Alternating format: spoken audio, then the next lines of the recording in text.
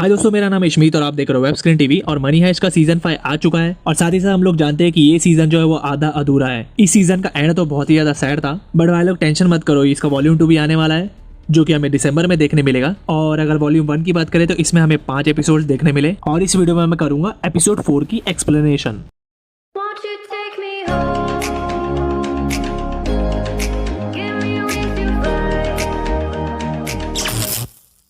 तो भाई लोग लास्ट एपिसोड में हमने देखा कि मिलिट्री का अटैक हो चुका है बैंक ऑफ स्पेन में और एट द सेम टाइम वहाँ पे प्रोफेसर भी आज़ाद हो चुका है अलीशा के कैद से और सक्सेसफुली उसने प्रोफेसर ने अलीशा की डिलीवरी भी कर दी है। तो एपिसोड के स्टार्टिंग में हम लोग देखते हैं कि सगाता की मिलिट्री टीम ने बैंक के ऊपर ही ब्लास्ट कर दिया है ताकि उस ब्लास्ट के बाद सगाता की टीम को रास्ता मिल जाए उस एरिया के अंदर जाकर प्रोफेसर की टीम को अटैक करने का। अब जैसे ही वो ब्लास्ट होता है तो उसमें प्रोफेसर की टीम का एक बंदा फैटी वो इंजर्ड हो जाता है। तो अब सगाता की टीम अंदर जाकर हेलसिंकी पे अटैक करने लग जाती है और हेलसिंकी भी उन लोग पे अटैक करता है। तो अब हेलसिंकी को बचाने के लिए उन लोगों को रूफ टॉप के ऊपर से जाना होगा, बट लेकिन जैसे ही टोक्यो वो रूफ टॉप खुलने जाती है वहीं पे प्रोफेसर टोक्यो को रोक देता है क्योंकि ऑलरेडी बहुत सारे स्नाइपर्स जो है वो निशाना लेके बैठे होते हैं रूफ टॉप पे। तो प्रोफेसर वहाँ पे दूसरा प्लान बताता है और वो टोक्यो को बोलता है कि वो सारे हॉस्टेजेस को लेकर उस छत पे आ जाए। तो अब हेलसिंकी को कवर करने के लिए आ जाते हैं मोनिका, मार्टिन और लिस्बॉन। तो हम लोग नेक्स्ट सीन में देखते हैं पास्ट स्टोरी जहाँ पे बर्लिन अपने बेटे को बता रहा होता है कि कैसे हम लोगों को उस हाइस्ट को अंजाम देना है, जिसका प्लान ऑलरेडी बन चुका है। इसमें तात्याना उस म्यूजियम में पियानो बजाएगी और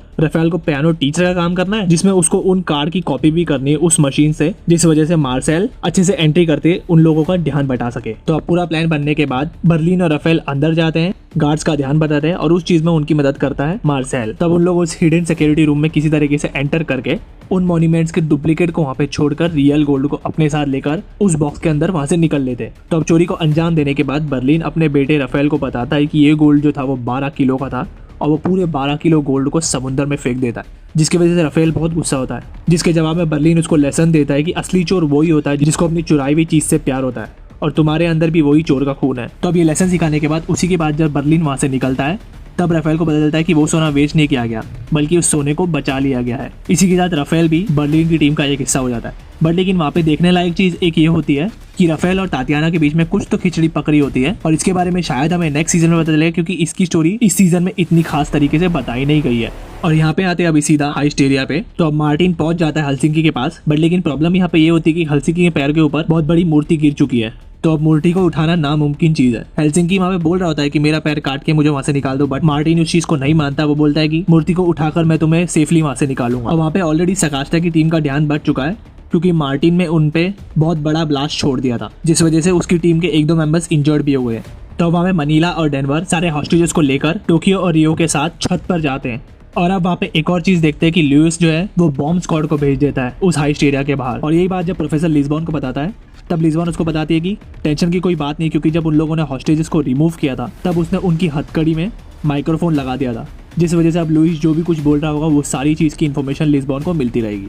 तो अब नेक्स्ट सीन में प्रोफेसर बताता है टोक्यो के अपने उसी प्लान के बारे में जिसमें उसने कहा था हॉस्टेजेस को छत पे ले जाने के लिए। तो अब सब हॉस्टेजेस को मास्क लगाने के बाद वो ले जाती है छत पे और यहाँ पे नीचे की तरफ क्या होता है कि मार्टिन और बाकी लोग वहाँ पे स्मोक फेंकते हैं ताकि उन लोग वो बड़ा सा खंबा लेके आकर उस मूर्ति को हेलसिंकी के पैरों से हटा सके। और यहाँ पे ऊपर छत पे सारे हॉस्टेजेस आ चुके हैं, बट लेकिन कोई भी उनके गोली नहीं चला रहा है क्योंकि उन लोग रिकॉग्नाइज नहीं कर पा रहे ना कि कौन हॉस्टेज है और कौन असली चोर है। तो अब यहाँ पे किसी तरह रियो वो खंबे को निकाल के उन लोगों का ध्यान भटकाकर उस खंबे की मदद से वो सब लोग हेलसिंकी के पैर के ऊपर जो मूर्ति गिरी है उसको उठाने की कोशिश करने लग जाते हैं।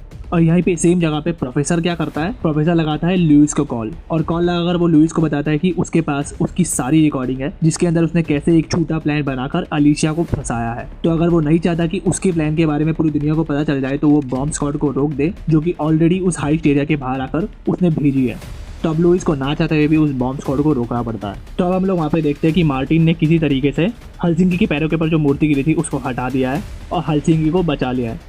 बट लेकिन वहाँ पे सेम जगह पे हम लोग देखते हैं कि मोनिका अभी भी अर्तुरो की मौत को नहीं भूली है और उसको अर्तुरो की आत्मा दिख रही है। तो अब यहाँ पे छत के जरिए टोक्यो, मनीला, डेनवर पहुंच जाते हैं मार्टिन के पास और वो लोग घेर लेते हैं सगास्ता की टीम को और लोग वहाँ पे बोल रहे होते हैं सगास्ता को सरेंडर करने के लिए। सगास्ता वहाँ पे सरेंडर तो करता है बट उसके दिमाग में कोई और प्लान चल रहा होता है और वहीं पे ही सगास्ता के बोलते ही सगास्ता की टीम में से 2-3 लोग वहाँ पे बॉम्ब फेंक देते हैं और ग्रेनेड फेंकते हुए सगास्ता की टीम ओपन फायर करने लग जाती है। तो अब कुछ भी ना दिखने की वजह से वो लोग अलग अलग हो जाते हैं, जिसमें लिस्बॉन, रियो और मोनिका एक तरफ हो जाते हैं और टोक्यो, मनीला और डेनवर एक तरफ। और इसी का फायदा उठाकर गांडिया जो है टोक्यो को अपनी बाती से बहुत मैनिपुलेट करता है, क्योंकि हम लोगों ने ऑलरेडी देखा कि सीजन 4 में टोक्यो और गांडिया की बिल्कुल नहीं बनते थे। इसी वजह से वो पूरी तरीके से टोक्यो से अपना रिवेंज लेना चाहता है। और यहाँ पे हम लोग देख सकते थे टोक्यो भी बहुत ही ज्यादा बैकफुट में, और अब गांडिया अकेला नहीं, उसके साथ पूरी टीम है। तो जल्दी से भाई लोग बीच वाले सब्सक्राइब बटन को क्लिक कर दीजिए, ताकि मैं मनी हाइस्ट के रिगार्डिंग कोई भी वीडियो अपलोड करूँ तो आप लोग बिल्कुल भी मिस ना कर पाओ। तो ये बीच वाले बटन को क्लिक करके सब्सक्राइब कर दीजिए, और राइट वाली वीडियो पर क्लिक कर दीजिए अगर एपिसोड 3 की एक्सप्लेनेशन देखना चाहते हो, और लेफ्ट वाली वीडियो पे क्लिक कर दीजिए अगर एपिसोड 5 की एक्सप्लेनेशन देखना चाहते हो। मिलता हूँ मेरी नेक्स्ट वीडियो में, तब तक के लिए टेक केयर, बाय बाय।